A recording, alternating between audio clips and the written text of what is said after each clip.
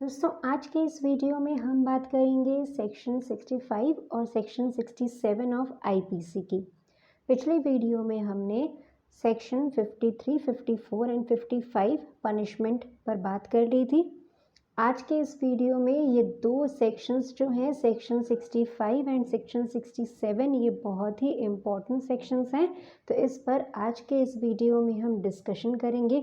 लेकिन डिस्कशन शुरू करने से पहले आप सभी से मेरा एक रिक्वेस्ट है, जिन लोगों ने अभी तक मेरे यूट्यूब चैनल को सब्सक्राइब नहीं किया है, अगर आपको मेरी वीडियोस पसंद आते हैं तो मेरे यूट्यूब चैनल को सब्सक्राइब ज़रूर करें और नीचे दिए गए लाइक के बटन को हिट करें और फ्यूचर वीडियोस की नोटिफिकेशन सबसे पहले पाने के लिए बेल आइकन को भी प्रेस करें। तो चलिए आज के इस वीडियो को हम शुरू करते हैं, जो कि है सेक्शन 65 और सेक्शन 67 ऑफ आईपीसी पर, जो चैप्टर 3 ऑफ आईपीसी में आता है। दोस्तों सबसे पहले हम बात कर लेंगे सेक्शन 65 की। सेक्शन 65 ऑफ आईपीसी बात करता है नॉन पेमेंट ऑफ फाइन पर। अगर कोई ऑफेंडर फाइन नहीं चुका पाता है, उस केस में उसे कितने दिनों का कारावास और काटना पड़ सकता है, इसकी बात करता है सेक्शन 65।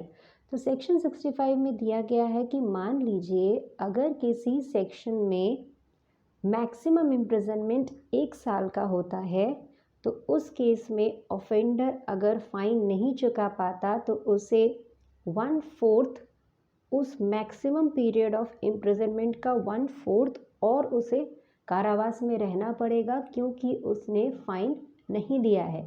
तो 1 साल का 1/4 कितना हो जाएगा? 3 महीना।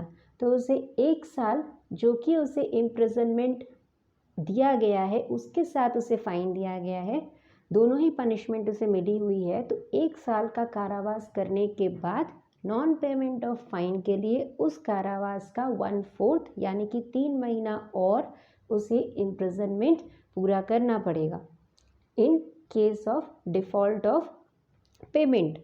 ये बात कही गई है सेक्शन 65 में। तो सेक्शन 65 में मेनली 2 ही पॉइंट है कि जिन केसेस में इम्प्रिजनमेंट एंड फाइन बोथ या सिर्फ फाइन की पनिशमेंट दी जाती है ऑफेंडर को, उन केसेस में जो इम्प्रिजनमेंट का मैक्सिमम जो मेंशन रहेगा सेक्शन में, इम्प्रिजनमेंट का मैक्सिमम पीरियड उसका 1/4 in case of non payment of fine offender को पनिशेबल होगा, क्योंकि उसने फाइन नहीं चुकाया है। तो इतनी सी बात की गई है सेक्शन 65 में। और एक बात आपको ध्यान में रखना है कि सेक्शन 65 और सेक्शन 67 में एक डिफरेंस है, और वो डिफरेंस ये है कि सेक्शन 65 में सिंपल और राइगरस दोनों इम्प्रिजनमेंट दी जा सकती है फाइन के साथ, लेकिन सेक्शन 67 में केवल सिंपल इम्प्रिजनमेंट ही दी जा सकती है, राइगरस इम्प्रिजनमेंट नहीं दी जा सकती। अब हम बात करेंगे सेक्शन 67 की। सेक्शन 67 में बात की गई है कि जिन केसेस में सिर्फ फाइन पनिशेबल होता है ऑफेंडर को, उन केसेस की बात की गई है।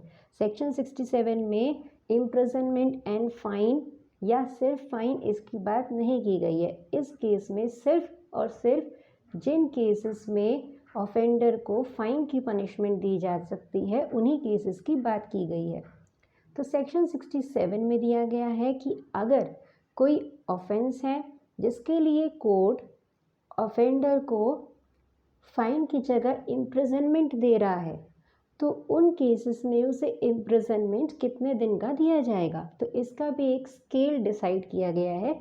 और उस स्केल में दिया गया है कि मान लीजिए कि अगर फाइन का अमाउंट 50 रुपीज़ तक है, मतलब 50 रुपीज़ के अंदर या 50 रुपीज़ तक है, तो उन केस में ऑफेंडर को 2 महीने से ज़्यादा की सज़ा नहीं दी जा सकती, सिर्फ और सिर्फ एक मैक्सिमम सज़ा 2 महीने की ही दी जा सकती है। इसमें दूसरा पॉइंट आ जाता है कि अगर 51 रुपीज़ से 100 रुपीज़ तक है फ़ाइन की अमाउंट, तो उस केस में ऑफेंडर को 4 महीने तक की मैक्सिमम जो इम्प्रिजनमेंट है वो दी जा सकती है। और इसमें तीसरा पॉइंट आ जाता है कि अदर केसेस यानी कि 100 रुपये के अगर ऊपर है तो उन केसेस में ऑफेंडर को 6 महीने तक की सज़ा दी जा सकती है। लेकिन सेक्शन 67 में सिर्फ सिंपल इम्प्रिजनमेंट पॉसिबल है, रेगुलर इम्प्रिजनमेंट नहीं दी जा सकती। सिंपल एंड रेगुलर इम्प्रिजनमेंट ये सिर्फ मेंशन दिया गया है। सेक्शन 65 में इसका मेंशन है कि सिंपल और रेगुलर दोनों इम्प्रिजनमेंट सेक्शन 65 में पॉसिबल है, लेकिन सेक्शन 67 में सिर्फ सिंपल इम्प्रिजनमेंट ही दी जा सकती है in case of non payment of fine. तो मुझे उम्मीद है आपको ये दोनों सेक्शंस बहुत आसानी से समझ में आ गए होंगे। अगर आपको कोई भी डाउट है तो आप कमेंट बॉक्स में मुझसे पूछ सकते हैं, जवाब आपको ज़रूर मिलेगा।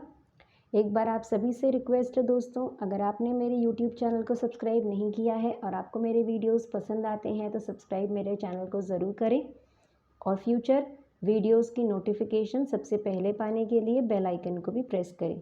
सो guys, see you in the next.